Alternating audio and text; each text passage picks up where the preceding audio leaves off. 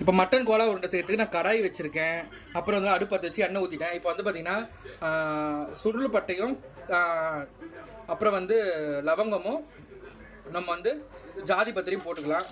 போட்டு நல்லா பொரிஞ்ச உடனே கொஞ்சோண்டு ஜீரகம், சோம்பு. இப்போ மட்டன் கோலா உருண்டைக்கு பார்த்தீங்கன்னா நான் மட்டனை வந்து பார்த்தீங்கன்னா நல்லா மிக்சியில் போட்டு கொத்தி வேணும். இந்த மட்டனை மிக்சியில் போட்டு 2 ஸ்பூன் கரம் மசாலா, 1 ஸ்பூன் வெறும் மிளகாத்தூள் போட்டு உப்பு போட்டு நான் நல்லா ஓட்டிட்டு அப்புறம் பொட்டுக்கடலை போட்டு நல்லா பெரட்டி உருண்டை பிடிச்சி வச்சுருக்கேன் எண்ணெய் தடவி. அதேமாதிரி நீங்களும் பண்ணிக்கங்க. இப்போ வந்து வெங்காயம் அரைச்சி வச்சுருக்கேன். நம்ம இந்த வெங்காயத்தை சேர்த்துக்கலாம். அதில்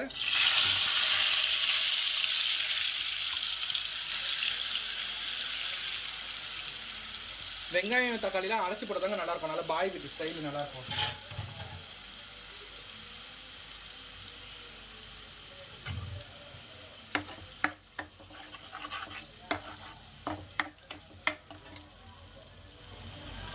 இப்போ வந்து நான் 2 தக்காளி அரைச்சி வச்சுக்கலாம். தக்காளி நம்ம இதிலே சேர்த்துக்கலாம்.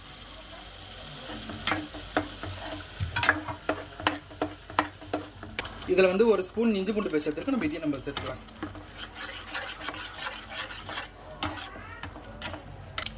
இப்போ வந்து நான் இதில் வந்து 1 ஸ்பூன் வெறும் மிளகாத்தூள் சேர்த்துக்கலாம்.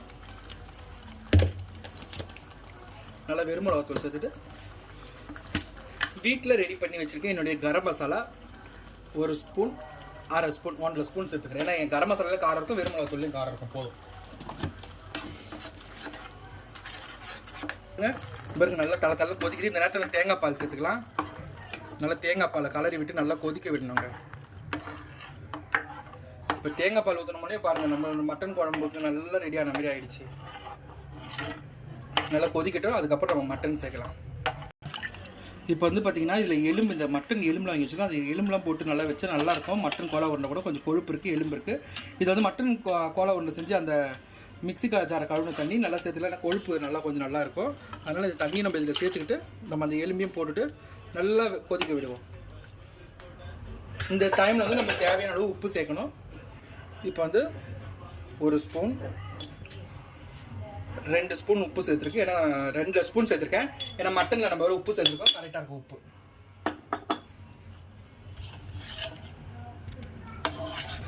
இப்போ பாருங்க நல்லா கொதிக்குது. இப்போ நம்ம பார்க்கலாம் எப்படி இருக்குன்ட்டு. இதை பாருங்க, நல்லா இந்த அரைச்ச மட்டன் எல்லாமே மேலே அப்படியே வந்துருக்கு பாருங்க, ஏடு தட்டின மாதிரி நல்லா கமன்னு வாசனை வருங்க. இந்த ஸ்டேஜில் நம்ம வந்து இப்போ என்ன பண்ணோன்னா, நம்ம மட்டன் கோலா உருண்டைக்கு மெயின் விஷயமே வந்து பார்த்திங்கன்னா நம்ம மட்டன் மசாலா தான். அதனால் நான் மட்டன் மசாலா வந்து நான் 2 ஸ்பூன் போட்டுக்கிறேன்.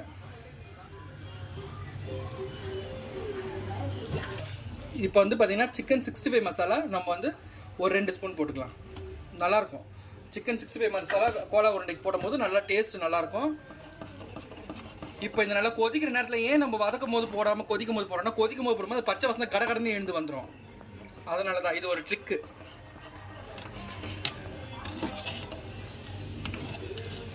இப்போ வந்து பிரியாணி மசாலா நம்ம சேர்த்துக்கலாம். பிரியாணி மசாலாவை லாஸ்ட் டைமில் சேர்த்துக்கலாம். நல்லாயிருக்கும் பிரியாணி மசாலாவை சேர்க்கும் போது இந்த கோலா உருண்டைக்கு. இப்போ வந்து மட்டன் குழம்பு நல்லா கொதிக்குது. இப்போ மட்டன் கோலா உருண்டை நல்லா குழம்பு கொதிச்சிருக்குது. இப்போ நம்ம ஒரு கோலா உருண்டையை எடுத்து நம்ம இறக்கிக்கலாம். பொறுமையாக இறக்குங்க. அதேமாரி வந்து அடுப்பு கொஞ்சம் நம்ம சிம்மில் வச்சுக்கிட்டு இறக்குறது பெட்டர். ஏன்னா கொதிக்கும் போது பிரிஞ்சதுக்கு வாய்ப்பு இருக்குது. அதனால் கொஞ்சம் நடுவில் இப்படி வச்சுக்கலாம். ஒரே இடத்துலையே போட்ட இடத்துலையே போடாதீங்க, தனித்தனியாக நம்ம போடுவோம். சரிங்களா? இப்போ நல்லா ஒன்றா எடுத்து நம்ம போட்டுப்போம். நான் வந்து 1/2 kg மட்டன் வாங்கியிருக்கேன். அதனால் எனக்கு கரெக்டாக இருக்கும் எங்கள் ஃபேமிலிக்கு. கொஞ்சமாக அப்படியே நம்ம மட்டன் அப்படியே இறக்குவோம். இருக்கிற எல்லா மட்டனையும் இறக்கிட்டோம்னா அது நல்லா வெந்துடும். இதே வந்து மட்டனில் கோலா உருண்டை. இதே சைவத்தில் வந்து பார்த்தீங்கன்னா பருப்பு உருண்டை குழம்பு வைப்பாங்க.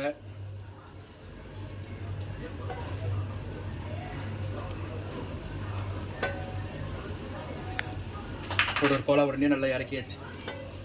இப்போ வந்து பார்த்தீங்கன்னா கோலா உருண்டை குழம்பு நல்லா கொஞ்சம் கொதிக்க ஆரம்பிச்சிருக்கு. இப்போ நம்ம பார்க்கலாம் பாருங்கள். இந்த பாருங்க நம்மளுக்கு உடையாமல் வந்திருக்கு பாருங்கள் கோலா உருண்டை. இந்த பாருங்கள் நம்மளுக்கு கோலா உருண்டை உடையாமல் தான் வந்திருக்கு. கோலா உருண்டை நம்மளுக்கு உடையாமல் தான் வந்திருக்கு. இப்போ இந்த டைமில் நம்ம தேங்காய் சேர்த்துக்கலாம். இப்போ தேங்காய் சேர்த்தாச்சு.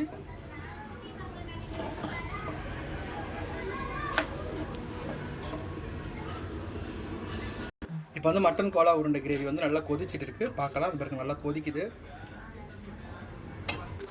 நல்லா கம்மன்னு வாசனையாக இருக்குங்க. பாருங்க, கோலா உருண்டை நல்லா வெந்திருக்கு, நல்லா வெந்து மேலே வந்துட்டுருக்கு. கோலா உருண்டை கிரேவி, மட்டன் கோலா உருண்டை கிரேவி ரெடி ஆகிடுச்சு. யாராருக்கெல்லாம் இந்த வீடியோ பிடிச்சிருக்கோ லைக் பண்ணுங்கள், ஷேர் பண்ணுங்கள், கமெண்ட் பண்ணுங்கள், சப்ஸ்கிரைப் பண்ணுங்கள். மறக்காமல் அந்த பெல் ஐக்கானை கிளிக் பண்ணுங்கள். அடுத்த வீடியோ உங்களுக்கு உடனே வந்து சேர்கிறதுக்கு நம்ம நோட்டிஃபிகேஷனை வந்து சப்ஸ்கிரைப் பண்ணுங்கள். சரிங்களா? அந்த நோட்டிஃபிகேஷனில் வர பெல் ஐக்கானை சப்ஸ்கிரைப் பண்ணிங்கன்னா நம்ம போடுற வீடியோ அடுத்தடுத்து உங்களுக்கு வந்துக்கிட்டே இருக்கும். தேங்க்ஸ் ஃபார் வாட்சிங்.